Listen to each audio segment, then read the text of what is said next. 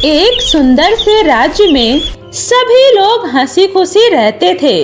उनमें से एक लड़की जिसका नाम मधुबाला था, वो उस राज्य की सबसे खूबसूरत लड़की थी, जिस वजह से पूरे राज्य में मधुबाला की खूबसूरती के ही चर्चे हुआ करते थे। इस वजह से मधुबाला को अपनी खूबसूरती पर बहुत घमंड होने लगता है और वो हर दिन अपने चेहरे पर कई तरह के मेकअप इस्तेमाल करने लगती है।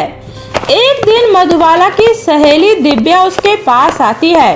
अरे मधुबाला, तुम्हें पता है रानी माँ अपनी बेटी नयनतारा के साथ आई है। वो तो दिखने में तुमसे भी ज्यादा खूबसूरत है और उसके लंबे काले घने बाल उसकी खूबसूरती को और भी ज्यादा बढ़ा देती है। मैंने तो कभी सोचा भी नहीं था राजकुमारी नयनतारा तुमसे भी ज्यादा खूबसूरत होगी। क्या राजकुमारी नयनतारा मुझसे भी खूबसूरत है? नहीं, ऐसा नहीं हो सकता। मुझसे ज्यादा खूबसूरत इस पूरे राज्य में कोई भी नहीं है। मुझे पता था तुम्हें मेरी बात पर विश्वास नहीं होगा, इसलिए तुम खुद ही मेरे साथ चलकर देख लो, तुम्हें अपने आप ही विश्वास हो जाएगा। दिव्या की बात सुनकर मधुबाला उसके साथ बाहर जाती है और अपनी आंखों से राजकुमारी की खूबसूरती को देखती है तो उसकी आंखें भी चमक उठती है। वो मन ही मन सोचने लगती है, अरे सच में राजकुमारी तो मुझसे भी ज्यादा खूबसूरत है और इनके लंबे काले घने बाल ये तो उनकी खूबसूरती को और भी ज्यादा बढ़ा रही है।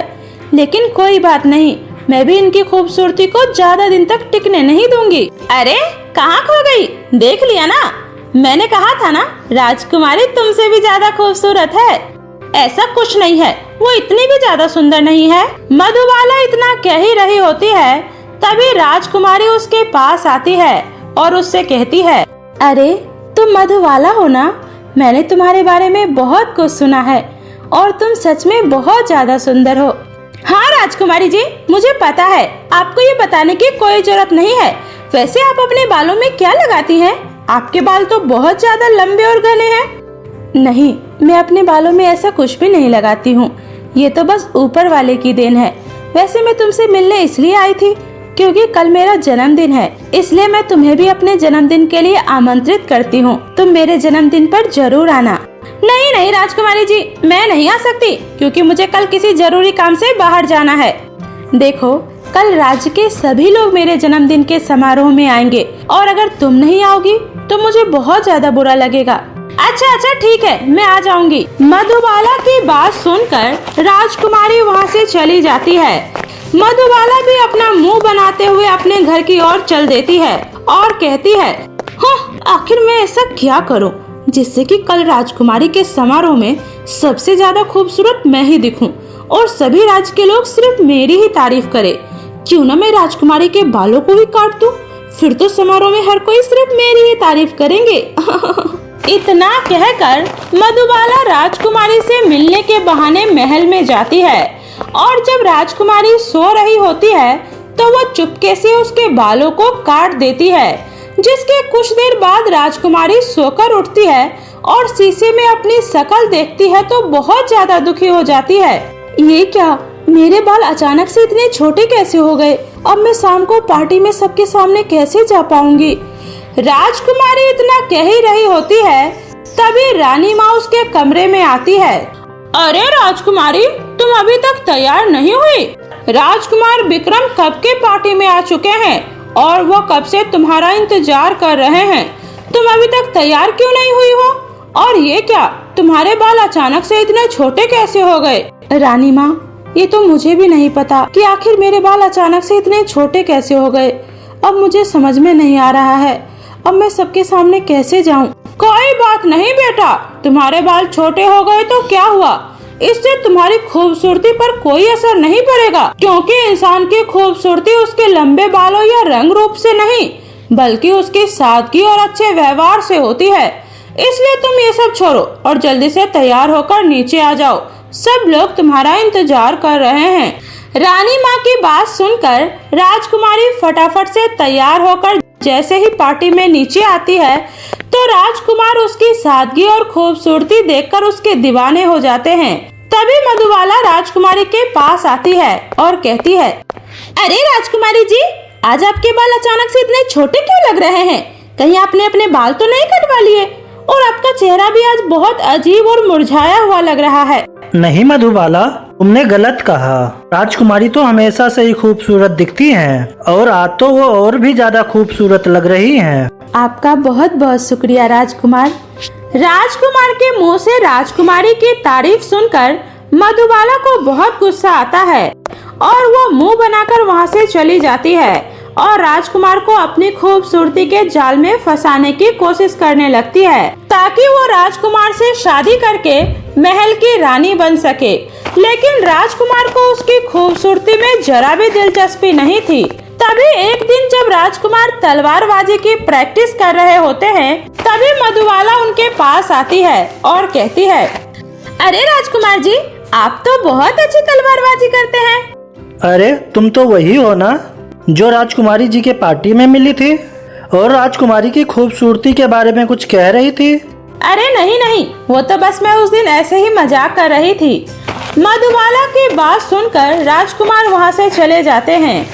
कुछ दिन बाद रानी माँ ये घोषित करती है कि 2 दिन बाद राजकुमार और राजकुमारी नयनतारा की शादी होगी। ये सुनकर मधुबाला को बहुत गुस्सा आता है और वह कहती है, नहीं, ऐसा नहीं हो सकता। अगर राजकुमार की शादी राजकुमारी नयनतारा से हो गई तो मेरा तो रानी बनने का सपना अधूरा रह जाएगा और मैं ऐसा कभी नहीं होने दूंगी। मुझे कुछ ऐसा करना होगा जिससे राजकुमार खुद ही इस शादी के लिए मना कर दे। इतना कहकर मधुबाला रात में चुपके से राजकुमारी के कमरे में जाकर उसके बचे हुए भी सारे बाल काट देती है, जिसके बाद राजकुमारी पूरी तरह से गंजी हो जाती है। अगली सुबह जब राजकुमारी सोकर उठती है और आईने में अपनी शक्ल देखती है तो उनको बहुत ज्यादा बुरा लगता है और वो फूट फूट कर रोने लगती है। तभी उनके कटे हुए बाल अचानक सोने के बालों में बदल जाते हैं और उससे कहती है, उदास मत हो राजकुमारी, आज आपकी शादी है और अगर आप इस तरह से रोएंगी तो आपके चेहरे पर निखार कैसे आएगा? अरे तुम कैसे बोल सकती हो? मुझे तो कुछ भी समझ में नहीं आ रहा। ये सब क्या हो रहा है? राजकुमारी जी, आपको नहीं पता, पर आपके बाल जादुई थे, इसलिए अब आपको चिंता करने की कोई जरूरत नहीं है। मैं आपके बाल फिर से वापस ले आऊंगी और जिसने भी आपके बालों को काटा है उसके किए की सजा उसे जरूर दूंगी। इतना कहकर जादुई बाल राजकुमारी के सर पर फिर से पहले की तरह लंबे, घने और सोने के समान सुनहरे हो जाते हैं, जिसके बाद राजकुमारी पहले से और भी ज्यादा खूबसूरत दिखने लगती है और अपनी शादी के लिए तैयार होकर जब वो नीचे आती है तो उसे देखकर मधुबाला को बहुत गुस्सा आता है। नहीं, ऐसा नहीं हो सकता। मैंने तो राजकुमारी के सारे बाल काट दिए थे, फिर इसके सर पर दोबारा से बाल कैसे आ गए, वो भी इतने सुनहरे और चमकीले। मधुबाला इतना कह ही रही होती है, तभी वहाँ पर मौजूद सभी लोग मधुबाला को देखकर जोर जोर से हंसने लगते हैं और उससे कहते हैं, अरे ये क्या मधुबाला, तुम्हारे सर के सारे बाल कहाँ गायब हो गए? या ये कोई नया फैशन है तुम्हारा? अरे ये आप लोग क्या कह रहे हैं? भला मेरे बालों को क्या होगा? मेरे बाल तो बहुत ज्यादा खूबसूरत हैं। उन लोगों की बात सुनकर मधुबाला जैसे ही शीशे में अपना चेहरा देखती है तो हैरान रह जाती है और फूट फूट कर रोने लगती है, क्योंकि उसके सर पर एक भी बाल नहीं होते हैं, जिसकी वजह से वो बहुत ही बदसूरत दिख रही होती है। तभी राजकुमारी उसके पास आती है। मधुबाला, ये सब कुछ तुम्हारी गलती का ही नतीजा है। ना तुम मेरे बालों को काटती और ना ही तुम्हारे साथ ऐसा कुछ होता। अरे मैं तो तुम्हें एक अच्छा इंसान समझती थी, पर मुझे नहीं पता था तुम जलन में आकर इतना ज्यादा गिर जाओगी। राजकुमारी की बात सुनकर मधुबाला को अपनी गलती का एहसास होता है और वो हाथ जोड़कर राजकुमारी और रानी माँ से माफी मांगती है, जिसके बाद राजकुमारी अपने जादुई बालों से कहकर उसके सर पर फिर से बाल ले आती है, जिसके बाद मधुबाला कभी भी अपनी खूबसूरती पर घमंड नहीं करती और राजकुमारी को हमेशा अपनी एक अच्छी दोस्त मानती है और राजकुमारी भी इसी तरह अपने जादुई बालों की मदद से हर किसी की मदद करती है।